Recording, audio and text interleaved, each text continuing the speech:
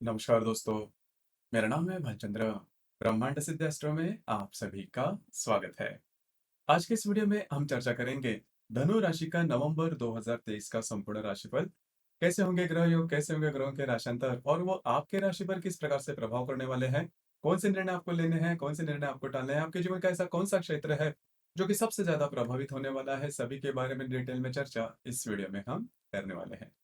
अपना जो चैनल है ब्रह्मांड सिद्ध एस्ट्रो, इस चैनल पर मेष राशि से लेकर मीन राशि तक की जो सभी 12 राशियां हैं, इन सभी 12 राशियों का नवंबर 2023 का राशिफल क्या होगा, इस विषय पर वीडियो अपलोड हो रहे हैं। आप उसका आनंद जरूर लीजिए। तो आज की इस वीडियो में हम चर्चा करेंगे धनु राशि के बारे में। तो सबसे पहले हम चर्चा करेंगे कि आपके राशि का जो मानसिक या फिर शारीरिक स्वास्थ्य है वो किस प्रकार का होगा। तो सबसे पहले आपके राशि का जो स्वामी है गुरु, जो कि आपके पंचम भाव में भ्रमण कर रहा है, हालांकि वो वक्री है। उसी प्रकार आपके राशि का जो षष्ठेश है शुक्र, जो कि आपके दशम भाग्य भाव में भ्रमण कर रहा है। दिनांक 3 तारीख के बाद ये आपके दशम भाव में भ्रमण करेगा और 30 तारीख के बाद यह जो शुक्र है, ये शुक्र आपके लाभ भाव में भ्रमण करेगा। तो कुल मिला के देखा जाए तो स्वास्थ्य के रिलेटेड बहुत बड़ी प्रॉब्लम आपको नहीं आएगी। हालांकि गुरु जो है वो वक्री चल रहा है आपके पंचम भाव में, लेकिन छोटी मोटी जो बातें हैं वो होती रहेगी, लेकिन उसका बहुत बड़ा प्रभाव आपके दिनचर्या पर नहीं होगा, जो कि काफी अच्छी बात होगी। उसी प्रकार आपका जो कॉन्फिडेंस है वो काफी अच्छा देखा जाएगा, आपके जो काम है वो भी बनते हुए नजर आएंगे। तो मानसिक या फिर शारीरिक दोनों तरह से अगर देखा जाए तो कोई बड़ी दिक्कतों का सामना आपको करना नहीं पड़ेगा। लेकिन अब यहाँ पर आपके व्यय भाव में बहुत सारे ग्रह आने वाले हैं। करीबन 17-18 तारीख के बाद जो रवि, मंगल और बुध, जो तीनों ग्रह है, वो आपके व्यय भाव में भ्रमण करने आ रहे हैं। तो ये जो संपूर्ण महीना है वो थोड़ा सा आपको स्ट्रेसफुल साबित हो सकता है। खास करके इसके बारे में हम आगे चर्चा करेंगे। तो स्ट्रेस टेंशन है वो थोड़ा बना रहेगा, खास करके 20-22 तारीख के बाद का जो समय है उसमें थोड़ा स्ट्रेस आप पर बना रहेगा। इस पर आपको थोड़ा सा ध्यान देना होगा, इसको थोड़ा सा अच्छी तरह से टैकल करना होगा। लेकिन यहाँ पर एक बात जो बहुत अच्छी है, जो कि आपके राशि का जो स्वामी है गुरु, जिसकी जो नवम दृष्टि है वो आप ही के राशि पर है। तो चाहे किसी भी प्रकार के प्रॉब्लम कॉम्प्लिकेशंस क्यों ना हो, आप उससे बाहर निकलोगे, कोई बड़ी दिक्कतों का सामना आपको करना नहीं पड़ेगा, जो कि बहुत ही अच्छी बात होगी। अब हम चर्चा करेंगे कि आपका जो फाइनेंशियल स्टेटस है, आर्थिक स्तर है, वो किस प्रकार का होगा। जैसे कि आपके राशि का जो धनेश है शनि, जो कि आपके तृतीय भाव में भ्रमण कर रहा है, और जो पंचमेश है मंगल, जो कि आपके लाभ भाव में भ्रमण कर रहा है। 17 तारीख के बाद ये आपके व्यय भाव में भ्रमण करेगा। उसी प्रकार आपके राशि का जो लाभेश है शुक्र, जो कि आपके भाग्य भाव में भ्रमण कर रहा है, 3 तारीख के बाद दशम भाव में होगा, 30 तारीख के बाद आपके लाभ भाव में होगा। तो कुल मिला के देखा जाए तो आपका जो आर्थिक स्तर है वो काफी अच्छा देखा जाएगा, क्योंकि आपके जो आपका आपके राशि का जो धनेश है पिछले 3-4 महीने से अच्छा नहीं चल रहा था, वक्री था, जिस वजह से पैसे की थोड़े बहुत प्रॉब्लम आपने देखे होंगे, शॉर्टेज ऑफ मनी जिसे हम कहते हैं। उस प्रकार की जो बातें, उस प्रकार के जो अनुभव है वो आपने किए होंगे। लेकिन इस महीने में जो बातें हैं वो काफी सरलतम देखी जाएगी, आपको जो आमदनी है वो काफी अच्छी रहेगी। उसी प्रकार सेविंग आप कर पाओगे, खुद के लिए जो पैसे है वो आप खर्च कर पाओगे, जो कि काफी अच्छी बात होगी। अब यहाँ पर और एक बात है जिस पर ध्यान देना आवश्यक है, जैसे कि आपके राशि का जो पंचमेश है मंगल, जो कि आपके लाभ भाव में भ्रमण करेगा, और 17 तारीख के बाद ये आपके व्यय भाव में भ्रमण करने जा रहे हैं। तो करीबन 17-18 तारीख के बाद का जो समय है उसमें अगर आप शेयर मार्केट में ट्रेड करते हो तो बड़े ट्रेड बिल्कुल भी नहीं करना, या फिर बड़ी रिस्क बिल्कुल भी नहीं लेना। अगर लेते हो तो वो जो स्थितियां हैं वो आपके लिए काफी ज्यादा प्रॉब्लम वाली हो सकती है। तो भाग्य के हवाले नहीं जाना, क्योंकि प्रॉब्लम कॉम्प्लिकेशंस आपको ज्यादा आ सकते हैं, खास करके अगर आप शेयर मार्केट में ट्रेड करते हो। उससे मतलब अगर उस पर थोड़ा ध्यान देते हो तो पैसे की कोई बड़ी प्रॉब्लम आपको देखी नहीं जाएगी। जो भी आप काम काज करोगे उसके कुछ अच्छे परिणाम आपको मिलेंगे, कुछ अच्छे लाभ वगैरह भी मिलते हुए नजर आएंगे। अब हम चर्चा करेंगे गृह सुख के मामले में, कि आपका जो गृह सुख है, फैमिली हैप्पीनेस है, वो किस प्रकार का होगा। जैसे कि आपके राशि का जो चतुर्थेश है गुरु, जो कि आपके पंचम भाव में भ्रमण कर रहा है, तो यहाँ पर 2-3 बातें हैं, उस पर थोड़ा सा ध्यान देना आवश्यक है। हालांकि वो वक्र है तो घर का जो माहौल रहेगा वो ठीक ठाक, इतना ज्यादा ठीक ठाक देखा नहीं जाएगा, क्योंकि जो राहु है वो अभी आपके चतुर्थ भाव में भ्रमण करने जा रहा है। तो आने वाले करीबन 18 महीने तक ये आपके चतुर्थ भाव में भ्रमण करेगा। लेकिन ऐसा बिल्कुल भी नहीं है कि पूरे 18 के 18 महीने आपके लिए प्रॉब्लम वाले होंगे, बिल्कुल भी नहीं। क्योंकि यहाँ पर एक बात बहुत अच्छी है कि जो गुरु है, जो कि आपके पंचम भाव में है, वो आपके राशि को नवम दृष्टि से देखेगा। तो जो कॉन्फिडेंस है वो आप में काफी अच्छा देखा जाएगा। सिर्फ क्या होगा कि घर का जो माहौल होगा वो थोड़ा सा नॉर्मल नहीं होगा। हालांकि उसके उससे बहुत बड़ी प्रॉब्लम देखी नहीं जाएगी, तो चिंता करने की बिल्कुल भी जरूरत नहीं है। इसके बाद हम चर्चा करेंगे कि आपका जो लव लाइफ है वो किस प्रकार का होगा। जैसे कि आपके पंचम भाव में जो गुरु है वो भ्रमण कर रहा है और जो पंचमेश है वो आपके लाभ भाव में भ्रमण कर रहा है 17 तारीख के बाद। ये आपके अष्टम भाव में आपके व्यय भाव में भ्रमण करेगा। तो अगर आप किसी के रिलेशनशिप में हैं तो उनके साथ जो बातें हैं वो काफ़ी अच्छी देखी जाएगी, कोई बड़ी दिक्कतों का सामना करना नहीं पड़ेगा। लेकिन यहाँ पर करीबन 20-22 तारीख के बाद का जो समय है, उसमें आप में और आपके रिलेशनशिप में जो व्यक्ति होंगे, उनमें छोटी-मोटी बातों को लेकर दिक्कतें आ सकती है। थोड़ा-सा कॉम्प्लेक्स आ सकता है, प्रॉब्लम थोड़ी बहुत हो सकती है। और दूसरी ज़्यादा महत्वपूर्ण बात, अगर आप किसी के रिलेशन उनके स्वास्थ्य के बारे में समस्याएँ सामने आ सकती है करीबन 20-22 तारीख के बाद। आपको इसी के ऊपर थोड़ा-सा ध्यान देना होगा। उसी प्रकार जो गर्भवती महिला है, धनु राशि की जो गर्भवती महिला है, उन्होंने खुद पर ध्यान देना बहुत ही ज़्यादा आवश्यक होगा। मतलब 22 तारीख के बाद का जो समय है, करीबन 1 महीने तक आपको खुद के स्वास्थ्य के बारे में ध्यान देना होगा। स्वास्थ्य की जो समस्याएँ हैं, वो सामने आ सकते हैं, ख़ास करके गर्भ के मामले में।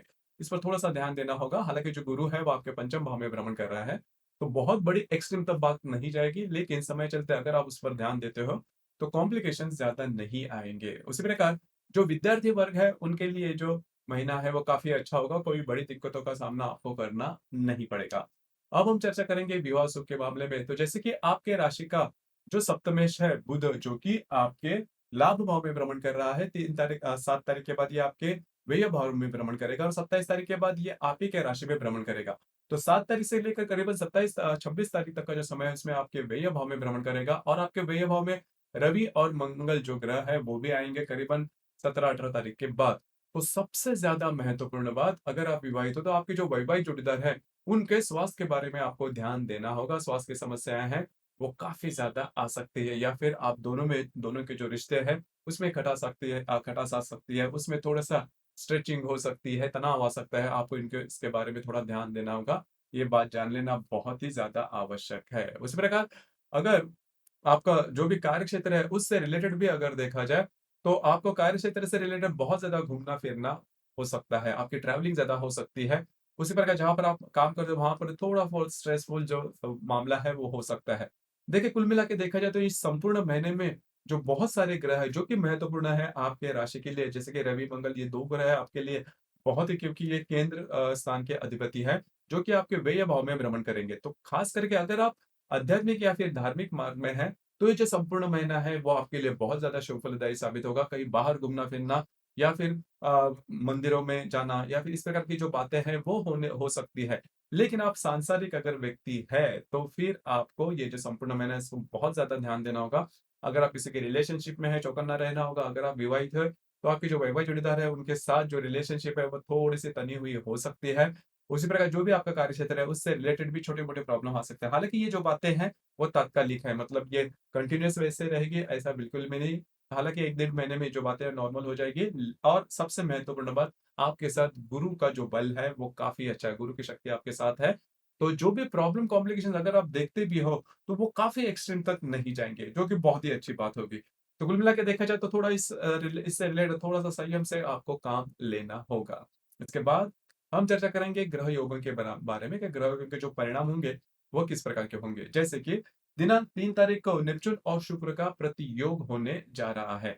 नेपच्यून जो कि आपके चतुर्थ भाव में भ्रमण कर रहा है, उसके साथ आपके दशम भाव को जो शुक्र है वो प्रतियोग करने जा रहे थे। जहाँ पर आप काम करते हो, नौकरी करते हो या फिर व्यवसाय करते हैं, वहाँ पर के जो महिला वर्ग होंगे उनसे थोड़ा-सा बचना होगा, छोटी-मोटी बातों को लेकर मिसअंडरस्टैंडिंग वगैरह हो सकता है। आपका कार्यक्षेत्र के बारे में इस प्रकार के जो अनुभव है, वो आपको करीबन 3-4 तारीख के दरमियान आ सकते हैं। उस प्रकार दिनांक 4 तारीख को हर्षल और बुध का प्रतियोग होने जा रहा है। हर्षल भी क्या आपके पंचम भाव में भ्रमण कर रहा है, जो बुध आपके लाभ भाव में भ्रमण करेगा, दोनों का प्रतियोग होने जा रहा है। तो आपके जो मित्र परिवार होंगे, उनमें आपके उम्र से जो छोटे व्यक्ति होंगे, उनके साथ छोटी-मोटी बातों को लेकर तकरार हो सकती है और ये तकरार थोड़ी बढ़ भी सकती है। इन चीज़ों पर थोड़ा-सा ध्यान दीजिए। हालाँकि ये जो ग्रह योग है दिनांक 4 तारीख को होने जा रहा है। उसी प्रकार दिनांक 7 तारीख को नेपच्यून और बुध का त्रिकोण योग भी होने जा रहा है। अब ये जो नेपच्यून आपके चतुर्थ भाव में भ्रमण करेगा, उसके साथ आपके व्यय भाव का जो बुध है, वो त्रिकोण योग करने जा रहा है। तो आपके जो वैवाहिक जोड़ीदार है, उनके साथ कहीं बाहर घूमना-फिरना हो सकता है। उसी प्रकार आपका जो भी कार्यक्षेत्र है, उससे रिलेटेड कुछ अच्छी बातें, कुछ बेटर हैपनिंग हो सकती है, जिसके बारे में आपने सोचा भी नहीं था। और अगर आपका जो भी कार्यक्षेत्र है, उससे रिलेटेड कुछ नई बात करना चाहते हो तो इन दिनों में आप कर सकते हो। नेपच्यून और बुध का जो त्रिकोण योग अभी हमने कहा, वो दिनांक 7 तारीख को होने जा रहा है। उसी प्रकार दिनांक 10 तारीख को शनि और बुध का केंद्रीय योग भी होने जा रहा है। शनि जो कि आपके तृतीय भाव में भ्रमण करेगा, उसके साथ आपके व्यय भाव का जो बुध है वो केंद्रीय योग करने जा रहा है। अगर आप विवाहित हो तो आपके जो वैवाहिक जोड़ीदार है उनके स्वास्थ्य के बारे में थोड़ा ध्यान देना होगा। उसी प्रकार जो भी आपका कार्य क्षेत्र है उससे रिलेटेड कोई महत्वपूर्ण काम, डॉक्यूमेंट से रिलेटेड अगर कोई काम है तो थोड़ा-सा आपको चौकन्ना रहना होगा। उसी प्रकार दिनांक 17 तारीख को नेपच्यून का रवि और मंगल के साथ त्रिकोण योग होने जा रहा है। नेपच्यून जो कि आपके चतुर्थ भाव में भ्रमण कर रहा है, उसके साथ आपके व्यय भाव का जो रवि और मंगल है, वो त्रिकोण योग करने जा रहा है। अब ये जो ग्रह योग है, आपके लिए वैसे देखा जाए तो शुभ फलदायी साबित होगा, खास करके अगर आप धार्मिक या फिर आध्यात्मिक मार्ग में हैं, तो कुछ अच्छे इंट्यूशंस वगैरह आ सकते हैं, कुछ अच्छी बातें, अंतःप्रेरणा जिसे हम कहते हैं, वो आ सकते हैं। ज़रूर उस पर काम कीजिए, आगे जाके आपके लिए वो महत्वपूर्ण साबित होगी। उसी प्रकार वास्तु से रिलेटेड अगर आप कोई नया घर लेना चाहते हो या फिर रिनोवेट करना चाहते हैं, तो वास्तु से रिलेटेड कोई भी काम करना है, तो ये जो दिन है मतलब करीबन 17 तारीख का जो दिन है या फिर 16, 17, 18 ये 2-3 दिन है, वो आपके लिए शुभ फलदायी साबित होंगे। उसी प्रकार दिनांक 23, 25 और 27 इन 3 तारीखों के दरमियान जो शनि आपके तृतीय भाव में भ्रमण कर रहा है, उसके साथ आपके व्यय भाव के रवि, मंगल और जो बुध है, वो केंद्र योग करने जा रहे हैं। तो 23 तारीख से लेकर 27 तारीख तक का जो समय है, उसमें आपको बहुत ही ज़्यादा चौकन्ना रहना होगा। खास करके डॉक्यूमेंट्री से रिलेटेड कोई भी काम है तो बिल्कुल भी नहीं करना। अगर आप कहीं घूमने-फिरने जा रहे हैं तो स्वयं के स्वास्थ्य के बारे में ध्यान देना होगा, किसी को कोई कमिटमेंट करनी है, प्रोमिसेस करने हैं, पैसे के मामले में कोई भी काम है, उसी प्रकार आपके जो वैवाहिक जोड़ीदार है, उनके स्वास्थ्य से रिलेटेड भी जो काम है, वो नहीं करना है। ऐसे काम जिसमें थोड़े रिस्क है या फिर जिसकी वजह से आपकी जीवन की दिशा बदल सकती है, इस प्रकार के काम 23 तारीख से लेकर 27 तारीख तक बिल्कुल भी नहीं करना, आप उसमें फँस सकते हो। तो ध्यान रखिए ये जो कालावधि आपके लिए थोड़ा बहुत प्रॉब्लम वाला हो सकता है। उसी प्रकार इस महीने की जो अमावस्या है, वो 13 तारीख को है और जो पूर्णिमा है, वो 27 तारीख को है। तो पूर्णिमा और अमावस्या के दिन जो रवि और चंद्र का जो आकर्षण होता है पृथ्वी के प्रति वो काफ़ी ज़्यादा पाया जाता है। इस वजह से हमारी जो भावनाएँ होती है, वो ज़्यादा तीव्रतम हो जाती है। तो इस वजह से पूर्णिमा और अमावस्या के दिन किसी भी प्रकार के महत्वपूर्ण निर्णय बिल्कुल भी नहीं लेना। तो कुल मिलाकर देखा जाए तो इस संपूर्ण महीने में जो व्यय भाव में जो बहुत ज़्यादा ग्रह है, पुरुष ग्रह, उष्ण प्रकृति के ग्रह है, रवि और मंगल और उसके साथ बुध, जो कि आपके लिए थोड़ा बहुत स्ट्रेस वाला काम कर सकते हैं। लेकिन सबसे महत्वपूर्ण बात जो गुरु की नवम दृष्टि आपके राशि पर है, वो आपके इस सभी जो बातें हैं उससे बचाएगी और पॉजिटिव आपका जो आउटलुक है, वो देखा जाएगा। बस आपको उसी को बनाए हुए रखना है। और सबसे महत्वपूर्ण बात इस महीने में मतलब नवंबर 2023 में दिवाली का जो पर्व है वो आने वाला है। तो ब्रह्मांड सिद्धि एस्ट्रो परिवार की ओर से आप सभी को ढेरों-ढेरों शुभकामनाएँ। आपको आज का ये जो वीडियो है वो कैसे लगा? आपने किस तरह से अनुभव किया? नीचे कमेंट बॉक्स में ज़रूर कमेंट करना। और अपना जो चैनल है ब्रह्मांड सिद्धि एस्ट्रो इसे भी लाइक, शेयर और सब्सक्राइब ज़रूर करना। धन्यवाद।